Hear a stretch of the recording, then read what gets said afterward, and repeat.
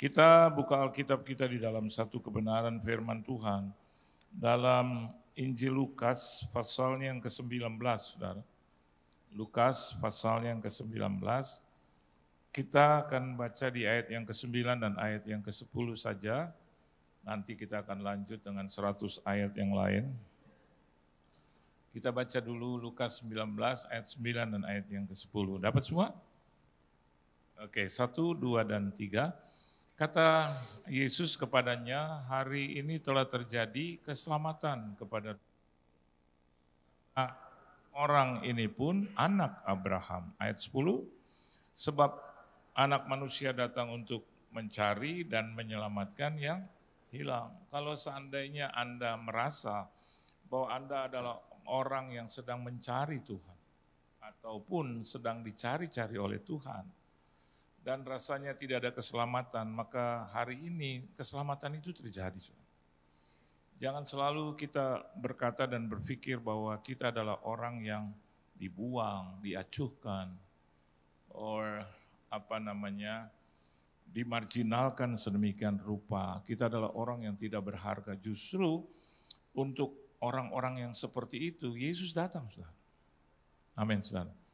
Ya, walaupun Anda berkata bahwa saya orang yang paling berdosa, atau mungkin Anda berkata bahwa saya orang yang paling amat sangat menanti-nantikan Tuhan, saya mau katakan Anda adalah orangnya hari ini, yang Yesus sedang cari. Kalau Anda lihat ayat yang ke-9, Alkitab katakan, kata Yesus kepadanya, hari ini telah terjadi keselamatan kepada rumah ini karena orang ini pun anak Abraham. Anda perhatikan kata di sini, today. Tuhan itu tidak pernah menunda-nunda. Amin. Kalaupun hari ini Anda sedang mencari atau mengharapkan jawaban doa, saya mau katakan dia tidak pernah menunda-nunda. Dia tidak bilang tomorrow or the day after tomorrow. Oh, dia katakan few days later, tidak. Dia hanya berkata today. Hari ini. Saya dan Anda tidak sedang berhadapan dengan Tuhan yang bertele-tele, Tuhan yang harus mempersiapkan kuasanya gitu, supaya akhirnya menjadi sesuatu yang besar, tidak. Ketika dia berkata, maka segala sesuatu harus mengikuti. Dia berkata jadilah terang, dia tidak mempersiapkan terang. Amin. Dia tidak mempersiapkan terang. Kalau Anda baca kebenaran firman Tuhan bagaimana dunia itu dijadikan, dia bilang jadilah terang, terang mengikuti. Jadi kalau hari ini dia bilang jadilah sembuh, maka sembuhlah Anda. Kalau dia bilang jadilah tahir, maka tahirlah Anda. Jadilah berkat, maka hari ini diberkatilah Anda. That's God. Itu adalah Tuhan kita. Jadi jangan pernah meninggalkan ibadah seminggu gitu. Atau mungkin nanti setelah gereja kita rampung, tadi saya dengar dari gembala yang di sini ya, bahwa per 1 November ya, Anda akan beribadah di satu tempat yang eksklusif. Artinya eksklusif di sini bukan yang yang wah, tapi dia ini berupaya untuk menyediakan yang terbaik buat Tuhan. Saudara, tidak harus kita mulai dengan harta, tidak harus memulai dengan dengan jabatan ya, dengan segala apa yang ada menurut kita dengan manusia, tidak. Tetapi saya berjumpa dengan Bapak yang satu ini menjadi gembala lokal Anda di sini ya. Saya melihat satu hal saja, 2 kali saya bertemu dengan Pak Budi ini, saya melihat sesuatu bahwa dia melayani dengan gembira itu. Yang saya tahu itu ya. Padahal proyek itu nggak main-main Ustaz ya. Saya dengar proyeknya aja hampir saya jatuh pingsan dan diinfus gitu ya. Dia bilang segini Pak, saya tanya dia tidak pernah mau mengungkapkan sehingga akhirnya baru dia ungkapkan. Dan tidak spesifik dia katakan itu. Saya tanya di usia yang 50 atau 60 sekarang Pak? Ya? 45 tahun. Iya. Masih muda ya kan? Dan banyak orang bilang, kok saya nggak dipakai oleh Tuhan? Saya mau katakan jalan aja dulu. Dan pria seperti dia ini jalan dan dengan kegembiraan. Dia nggak pikir tentang biaya ini, biaya itu nanti. Tapi Tuhan selalu melihat hati, saudara. Dan dari hati itu ada upaya setelah itu. Anda lihat bagaimana seorang Zakius ini diberkati oleh Tuhan. Kalau Anda lihat matematika, ya, hitungan matematika, buat apa lagi Zakius ya, untuk datang kepada Yesus? Tapi kan itu according to you, according to me.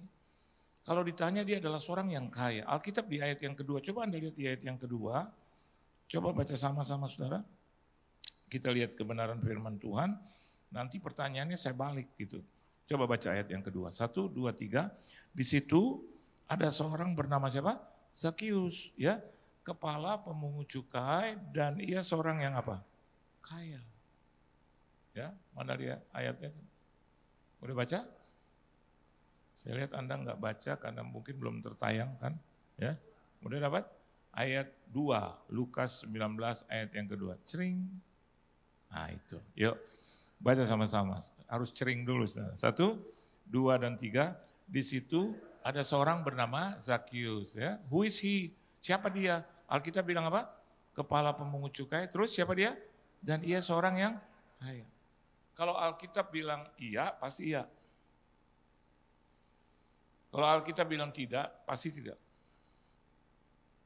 Alkitab adalah buku bukan yang paling pinter, tapi buku yang paling benar.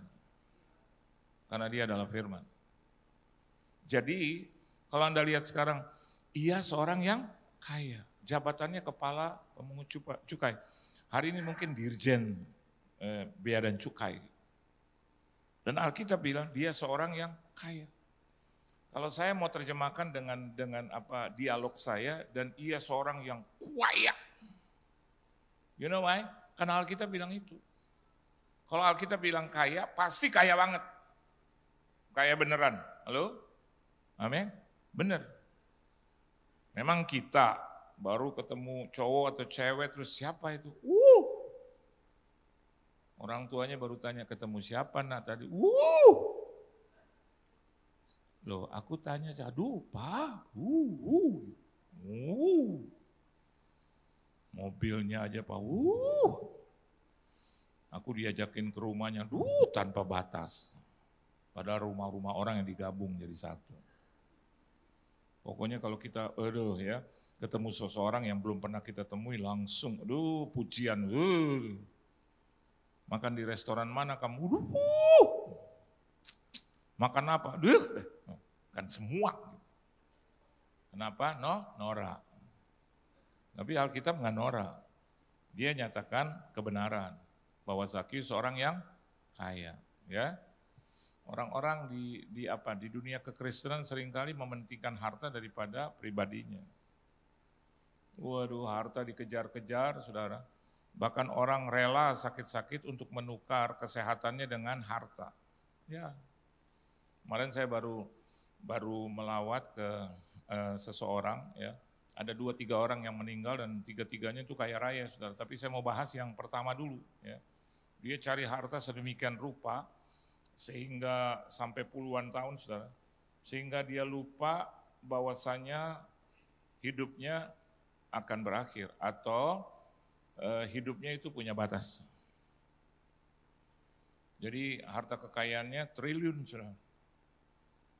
Dulu kalau anak-anaknya suruh dia ke gereja, justru dia marah besar. Justru dia bilang, buat apa sih? Ngapain?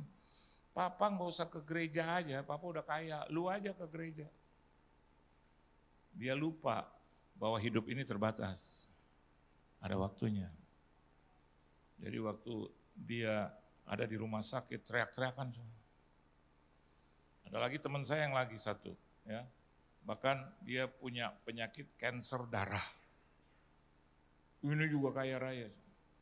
Sehingga akhirnya kemarin baru ketemu di rumah sakit untuk melawat, untuk besuk seorang teman saya juga hamba Tuhan. Dan dia katakan, orang ini udah kaya raya. Teman saya ini udah kaya raya. Tapi dia ngomong satu lagi, lebih kaya lagi dari.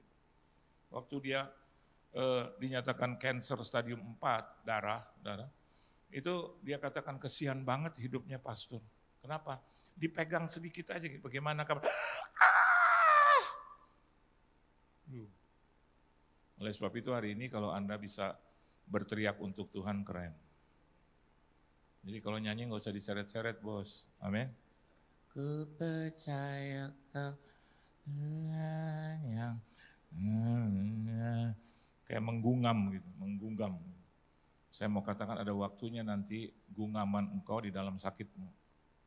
Satu saat kalau kita sakit, akhirnya kita nggak bisa nyanyi lagi. Be careful, ini peringatan dari Tuhan. Jangan benci saya, tapi lihatlah siapa yang saya wakili. Saya sudah lihat, selama 60-an lebih hidup saya lihat orang-orang yang udah sakit, nggak berdaya. Saya punya teman sudah 20 miliar keluar ke seluruh dunia, saudara, nggak bisa disembuhkan. Ini yang kanker darah sampai dia bilang begini, dalam usianya, ya, yang 70-an, dia teriak begini, siapa yang bisa tolong gua, siapa yang bisa. Itu anak-anak Tuhan yang besuk dia, hampir ngomong begini, enggak ada yang bisa, enggak ada yang bisa. Oleh sebab itu anak-anak yang sudah dalam Tuhan bilang begini, Pak, oleh sebab itu percaya Yesus, Pak, percaya Yesus. Saya melihat adalah orang-orang yang berbahagia hari ini yang sudah percaya kepada Yesus. Hidup Anda ditanggung oleh Dia, ditebus oleh Dia, diselamatkan oleh Dia. Oleh sebab itu kalau Anda nyanyi, amin, Anda nyanyi dengan semangat, amin saudara. Ya. Tadi ada 3 kali tuh praise tuh sampai ya Jane sampai begini-begini. Ya. If I were you, kalau saya jadi Anda yang juga ada penyakit, kita juga harus nyanyi seperti itu. Bahkan yang tidak punya penyakit sekalipun, itu juga memberikan tanda kepada Tuhan bahwa saya mau sehat terus. Dan saya yakin dan percaya, saya sudah 62 tahun sudah di muka bumi, saya belum pernah digotong, dirawat, masuk rumah sakit, belum pernah. Belum pernah. Karena penyakit pusing-pusing gitu ya. Atau mungkin cancer, atau mungkin apapun itu. Belum pernah. Karena saya punya deal sama Tuhan begini, Tuhan, seumur hidupku aku akan melayani dan menyenangkan hatimu. Tapi tolong jangan bawa saya ke rumah sakit. Tiap hari itu saya ngomong. Dan bicara tentang untuk Tuhan, saya bilang saya mau apapun itu. Jadi ke gereja yang becek, gereja yang belum jadi kayak, gereja kampung kayak, gereja yang yang udah paling pojok, kalau itu disuruh Tuhan saya pergi. Karena saya tahu tidak akan sia-sia ini. Ya. Bukan untuk mengejar-ngejar kesehatan, tapi saya tahu dia sudah begitu baik buat saya. Dan akhirnya konsekuensinya. Anda lihat ayat 9, ya. Di situ dikatakan Zakius yang melakukan, efeknya adalah seluruh keluarga dia diselamatkan. Ketika Anda pergi beribadah hari ini, tenang aja, keluarga yang di rumah diselamatkan Tuhan. Because of you. Amin. So don't ever leave the church. Jangan pernah Anda meninggalkan gereja hanya karena sakit hati dengan gembala atau dengan koordinator. Saya mau katakan buat Allah, terlalu kecil itu. Biarpun Anda tidak disenyumi oleh ushers, Anda boleh bilang, aduh gereja GSJS, ushersnya kayaknya senyumannya kurang. Jangan karena itu. Tuhan punya senyuman lebar buat engkau, nggak apa-apa. Amin. Disakiti di gereja, amin, puji Tuhan. Ada kuasa-kuasa kegelapan bilang, udah tinggalkan gereja ini, tinggalin aja, masih banyak gereja yang lain. Saya mau katakan buat Anda di gereja yang lain, Anda juga akan berjumpa dengan roh yang sama, dengan Tuhan yang sama. Jadi belajar setia, saudara. Dan saya yakin dan percaya jerih payah kita dalam Tuhan tidak pernah sia-sia. Beri tepuk tangan yang meriah buat Tuhan. Nah, yang saya mau bahas begini, orang sekaya Zakius aja masih cari Tuhan. Halo. Amin. Orang sekaya Zakius aja masih cari Tuhan. Saya berpikir Tuhan berbicara kepada saya gini, siapa lo? Dulu utang masih banyak, dulu utang saya di mana-mana. Rumah saya itu cuman kontrak, terus masih malas ke gereja, masih malas kebaktian. Tuhan bilang siapa lo? Lo tuh siapa? Kadang-kadang kita juga punya penyakit kanan kiri, udah komplikasi, masih sombongnya setengah mati. Untuk pergi ke gereja aja kadang tergantung dari cuaca, hujan nggak nih ya, hujan nggak ya? Hujannya hujan air juga, emang hujan batu apa? Terus Anda bilang macet nggak ya? Macet nggak ya yang jam 11? Kalau Anda pikir macet yang jam 9. Halo? Kalau Anda pikir juga masih macet juga yang jam 1.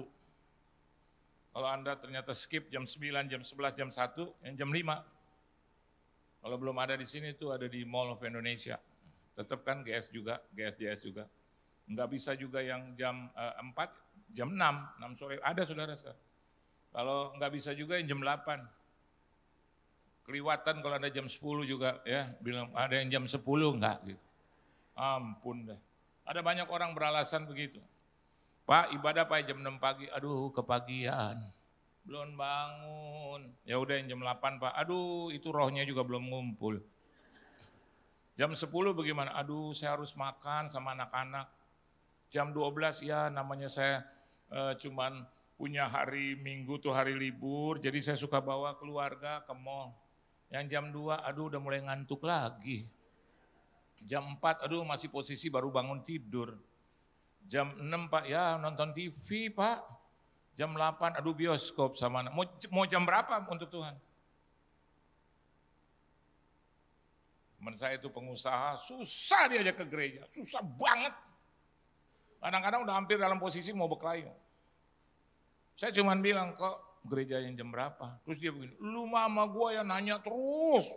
Gua hari Minggu gereja jam berapa, jam berapa. Terserah gua mau ke gereja atau enggak, dia ngomong gitu. Terus saya ngomong lagi, terserah saya juga mau tanya sama engkau jam berapa.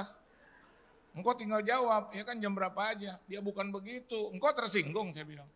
Nah enggak sih, tapi nanyanya gereja mulu kayak gue orang paling dosa. Kan saya cuma tanya jam berapa. Engkau kan Kristen, udah dibaptis. Naik juga darah saya. Kata istri saya sama anak-anak saya, kalau papa saya udah begitu, dia udah pasti karena roh Tuhan. Karena saya orangnya enggak tukang ngotot. Saya bilang, kan saya cuma tanya baik-baik kok, jam berapa udah ke gereja. Karena saya lihat ini udah jam 6 sore. Terus dia bilang, emang gue gak ke gereja, emang lu pikir gue gak ke gereja terus gue orang dosa, orang salah. Enggak. Saya kan gak ngomong itu, coba rekamannya, coba lihat rekamannya. Apa rekamannya? Kok udah gereja atau belum? Jam berapa ke gereja? Kan itu. Enggak, lu kayak gue tuh orang salah, orang dosa. Enggak, saya gak ngomong itu. Udah makan juga jadi gak enak. Jadi udah kok saya jalan ya. Lu marah ya? Enggak. Gue tersinggung aja. Saya pergi 3 bulan, 6 bulan kemudian sakit ya. Bukan karena itu emang dia sakit. Apa Pak? Stroke. Nah ini enak nih kalau ngomong begini. Istrinya telepon saya. Pak Pendeta, kunjungi dong Singko. Kenapa? Mati sebelah. Pian sui. Oh ya, apa sih Ci arti pian sui? Itu stroke setengah. Oh. Terus saya tanya, emang dia gereja jam berapa? Kok nggak Cinya bilang, udah nggak ke gereja? Oh pantes. Terus dia minta lu yang datang, suruh doain. Nah, enak nih Pak kalau lagi begini. Begitu saya datang, aduh di tempat tidur tangan. Terus lihat saya, enak. Saya tanya, ke gereja tiap minggu jam berapa kok? Dia nanya, dia ngomongnya, nanya itu melulu loh gitu. Terus saya bilang, ada urusannya. Saya mau katakan sama engkau, maaf nih kok, bukan harta yang menyelamatkan engkau. You main golf dari pagi, dia dari jam 5 pagi, sampai jam 10 malam gak pulang-pulang. Pantes itu tangan, betul gak? Kecapean, gak balik lagi. Gak balik. Mulutnya mencong Pak. Udah, dia bilang tolong doain mulut. Dalam hati saya emang dosanya dimulai dari mulut nih. Ya, pegang aja mulutnya, kapan lagi kita pegang mulut orang kaya? Emang saya udah dendam tuh pegang mulutnya dari dulu. Ya pegang nih mulut kurang ajar nih ya. Saya tempelin dalam nama Yesus, dia bilang, oh, digoyang-goyang, oh saya goyangin. Saya keramasin dalam nama Yesus, Terus saya pegang dari pundak sampai ke kaki dalam nama Yesus. Kesian dia Tuhan. Beberapa bulan kemudian mulai terjadi kesembuhan. Haleluya enggak tuh? Saya ketemu dia Baru ketemu saya tanya, udah gereja belum? Langsung, udah Pak Pendeta. Ini yang kedua. Ini gue mau ngejar lo nih khotbah yang ketiga. Lu juga jangan kerajinan banget. Beri tepuk tangan yang meriah buat Tuhan. Oke, satu ayat aja masuk. Oke, poin yang pertama. Ada 5 poin, hari ini 1 poin. Coba Anda lihat di ayat yang pertama dulu. Yuk baca sama-sama. Supaya Anda mendapatkan pengertian. Terus Anda menikmati bahwa Tuhan itu, hidup itu dalam Tuhan indah. Ya, coba baca ayat yang pertama ya. 1, 2, dan 3. Yesus masuk ke kota Yeriko dan berjalan terus melintasi kota itu. Saya baca terjemahan yang mendekati asli, yaitu King James Version, mirip sama. Lihat saya, ini Yesus, itu Yeriko. Yesus, Alkitab bilang itu, Yesus masuk ke kota Yeriko, Alkitab bilang itu. Terus Alkitab bilang apa? Dan dia mampir ke Starbucks, enggak. Alkitab bilang berjalan terus melintasi kota itu. Saya sekali lagi dalam bahasa yang lain. When Jesus and Jesus entered into the city and passed through the city. Yesus masuk ke kota Yeriko dan berjalan terus melintasi kota itu. Dia mampir enggak? Dia tinggal enggak? According to the first verse. Coba Anda lihat di ayat yang ke-5. Nah, baca sama-sama. 1, 2, dan 3. Ketika Yesus sampai ke tempat itu. Di mana tempat itu? Di mana Zakius sedang duduk di pohon itu. Terus ia melihat ke atas, terus dan berkata, ini perkataannya, Zakius, apa? Come down, segera turun, for today I must stay at your house. Alkitab dalam bahasa Indonesia saya tidak bilang salah, ya, sebab hari ini aku harus menumpang di rumah. Tapi Alkitab dalam bahasa Inggris katakan, for today I must. Must, it is not necessary but necessity. Jadi satu keharusan, mesti, tidak bisa tidak bisa tidak. Itu, must. Not have to, tapi must. Ada I'm going to, ada have to, ada must, ada juga will. Tapi must itu menempati urutan yang tertinggi. Must. Jadi you must see the doctor. Kamu harus tidak bisa enggak harus ke dokter. Jadi waktu Yesus bilang, I must stay at your house. Saya harus tidak bisa tidak. Dan Alkitab bilang, stay. Bukan menumpang. Amin. Bukan menumpang, tapi apa? Tinggal. Amin, saudara. Jadikan Yesus bukan penumpang dalam hidupmu, tapi pemilik hidupmu. Amin. Kalau dia yang memiliki, dia bebas melakukan apa saja. Amin. Ya, itu tipikal gaya hidup orang Kristen. Maka Yesus yang menguasai, maka Yesus bebas melakukan apa saja buat kita. Nah, Anda lihat di sini. Coba Anda perhatikan bagaimana Yesus itu bukan hanya menumpang tapi tinggal. Dia bisa rubah loh. Dari hanya sekedar melewati, itu Alkitab di ayat yang ke-5 berubah menjadi harus tinggal. Siapa yang kerjakan itu? Zakius. Ayat 1 dan ayat yang ke-5 ada perbedaan mendasar. Dari hanya sekedar lewat, berubah menjadi tinggal di situ. Saya tutup firman Tuhan. Dari ayat 1 dengan ayat yang ke-5 ada 3 yang terhimpit. Yang pertama ayat 2. Di situ ada seorang yang bernama Zakius, dia seorang yang kaya, ya. Dia kepala pemungut cukai. Tadi kita sudah bahas. Seorang yang kaya raya saja itu datang kepada Yesus. Kekayaan tidak cukup membuat saya dan Anda bisa diselamatkan. Amin. Terus ayat yang ketiga, coba kita lihat ayat yang ketiga, 1, 2, dan 3. Ia berusaha untuk melihat orang apakah Yesus itu. Tetapi ia tidak berhasil karena orang banyak sebab badannya pendek. Ini kalau Anda lihat di sana, ada dua hal dari dalam dan dari luar. Dari dalam Alkitab bilang sebab badannya apa saudara?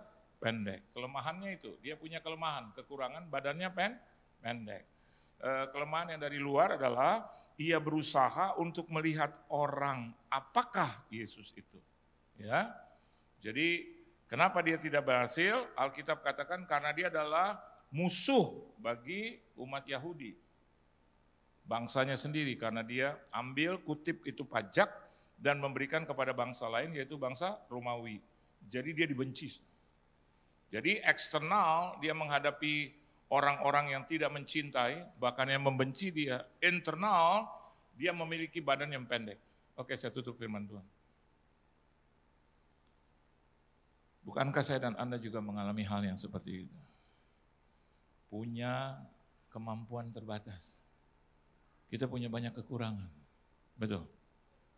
Kadang harta juga enggak banyak, Tuhan, tolong. Penghasilan cuma 5 juta sebulan, Tuhan. Pengeluaran 9.700.000, Tuhan. Minus terus, haleluya. Utang terus, Tuhan. Rumah, Tuhan, haleluya, bocor sana sini. Tuhan, penyakit yang enggak sembuh-sembuh, Tuhan. Dari pano berubah menjadi hal yang lain, Tuhan. Mungkin aku punya penyakit kanker, punya ginjal, apapun segala macam. Jadi luar dalam. Tapi saya mau katakan buat Anda, Zakius tetap menang.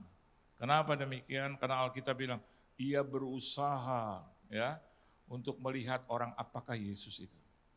Lihat yang pertama. Saya dan Anda bisa memperoleh kemenangan itu, yaitu berupaya dengan sungguh-sungguh cari Tuhan sampai dapat. Amin. Jadi kalau Anda ke gereja itu nih maaf nih, saya masih lihat beberapa di sini nih, yang dengar firman begini nih, maaf ya, ini kenyataan.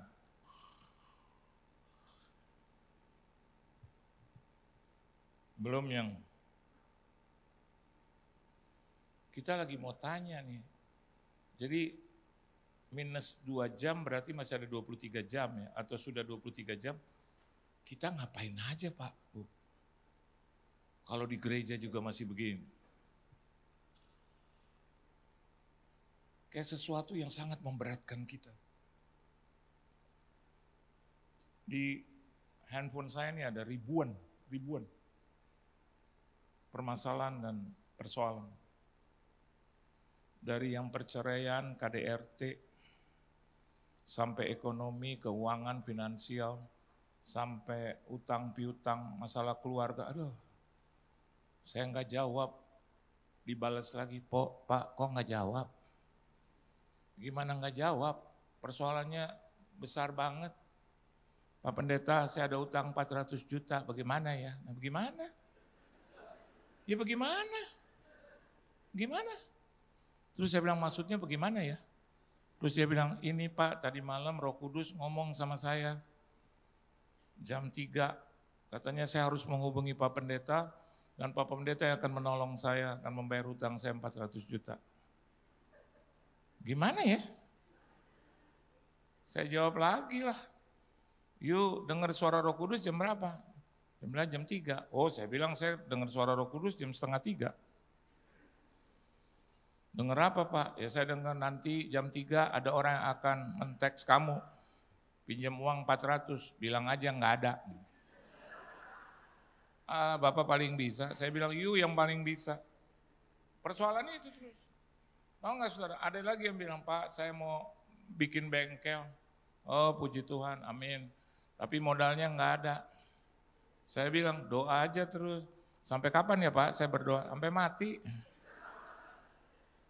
Ada ya, mau lihat. Ya di atasnya. Belum ada yang bilang, Pak anak saya ampun Pak udah gak suka wanita. Hah? Sukanya pria Pak? Oh karena puji Tuhan ya Bu, anak ibu wanita. Justru pria Pak. Pak anak saya udah keluar rumah Pak. Udah 1 bulan gak pulang-pulang, Tuhan Yesus. Terus bulan yang kedua, Pak belum pulang. Bulan ketiga, Pak, tolong dong Pak cariin dia. Saya bilang, itu anak siapa? Anak saya Pak, yang cariin siapa? Ya Bapak lah. Nih, Pak saya belum bayar uang kontrakan, ya di atasnya. Kadang-kadang saya lihat, aduh Tuhan Yesus, terus saja begitu. Pak saya di penjara Pak, padahal saya tahu nih orang udah 7 kali di penjara keluar masuk. Terus saya bilang, yuk di mana? Di penjara lagi Pak. Kenapa? Bla bla bla lah. Pak tolong kirim uang Pak. Dari 1 juta turun 800, 700, 600, 500, 100, akhirnya Pak goban aja deh Pak. Pak kalau nggak bisa juga 20.000 deh Pak. Aduh Tuhan. Itu semua kenapa? Jawabannya sederhana. Tidak berupaya dengan sungguh-sungguh cari Tuhan sampai dapat sih. Orang yang cari Tuhan dengan sungguh-sungguh pasti dia jumpa dengan Tuhan. Orang yang berjumpa dengan Tuhan pasti mendapatkan jawaban yang pasti. Cuman males aja. Cuman maunya seenak dia aja. 1, 2, 3 ditolong, 1, 2, 3 ditolong, 1, 2, 3 ditolong. Saya juga mau begitu. Mau saya rasanya begitu. Kena penyakit maunya ditolong pegang jamah dalam nama Yesus sembuh. Maunya juga begitu Pak. Mau kita begitu. Siapa sih yang gak mau? Tapi persoalannya gak sembuh-sembuh gimana? Persoalannya gak ditolong-tolong bagaimana? Ya berupaya dengan sungguh-sungguh terus cari Tuhan sampai dapat. Ku percaya Kau Tuhan yang tak pernah gagal. Jam 12 malam cari Tuhan, jam 1 pagi cari Tuhan. Ya utangnya 2 miliar, udah utangnya 400 juta, masanya cuman, ku tahu Tuhan pasti tolong saya. Haleluya. Amin, amin, amin. Amin, amin, amin. Kayak Indonesian Idol, tolong. Kalau Anda punya masalah berat, saya punya masalah berat, begitu Anda datang ke gereja hari Minggu, sungguh-sungguh cari Tuhan. Angkat tanganmu sungguh-sungguh, berdiri, duduk dalam penyembahan, doa sudah. Datanglah sebelum ibadah, pulanglah setelah ibadah. Kadang-kadang datang, waduh menjelang khotbah, kadang khotbah 10 menit baru datang. Mana jalannya juga pelan-pelan. Ke gereja begini nih. Kalau konser, ampun dah. Apa itu, Pink atau apa, BTS, ya. Waduh lari-larian. Sold out. Gereja, ada. Ke gereja yuk Pak, ada gereja lagi. Padahal keselamatan itu yang Anda sedang dengar di gereja. Benar. Saya nggak pernah masuk rumah sakit Pak, nggak pernah. Orang-orang bilang Bapak nantangin dulu di atas gereja. Enggak, saya sedang mempermuliakan Tuhan. Saya mau katakan dia tidak pernah, dia menjaga ya aku. Kadang kena COVID 2 kali, nggak mati-mati. Udah goyang-goyang, 6-6-nya kena. Ambil lihat-lihatan siapa yang masih mati duluan. Siapa yang duluan? Istri saya lihat saya, Pak kayaknya kamu parah. Saya bilang, lo yang lebih parah. Ini adik kandung saya, jalan dikit jatuh. Kita pikir siapa yang tolong? Saya ingat, oh ada Tuhan. Tiap hari saya doa, dari jam 12 sampai jam 3 pagi saya doa, saya minta sama Tuhan, saya minta sungguh-sungguh, berupaya dengan sungguh-sungguh sampai ketemu Tuhan. Kalau Anda udah berjumpa beres, semua persoalan selesai. Semuanya hidup. Tahun 2022, 2021 kenal lagi sudah. Begitu kenal lagi saya bilang, di masa lalu kau pernah tolong aku, masa sekarang pasti kau tolong aku. Dia tolong. Jadi hari ini berupaya dengan sungguh-sungguh cari Tuhan. Alkitab jangan dijadikan barang loa. Amin. Ada orang, Pak tolong berkati dong Alkitab saya. Doa rumah, pemberkatan. Mana Alkitabnya? Baru banget saya bilang. Ini Alkitab udah berapa tahun? Udah 21 tahun Pak. Terus kenapa jadi baru begini? Orang gak pernah dibaca. Jadi Alkitabmu di mana? Di atas kepala Pak. Jadi di bawah kepala saya tidur. Supaya apa? Otak saya tuh yang baca itu Alkitab. Masuk aja. Saya bilang pantes. Rumah tangganya itu jatuh bangun. Hari ini yuk sebelum masalah itu hadir. Amin. Sebelum persoalan itu hadir. Amin. Kita berupaya sungguh-sungguh cari Tuhan sampai dapat. Tuhan Yesus memberkati saudara, beri tepuk tangan yang meriah buat Tuhan.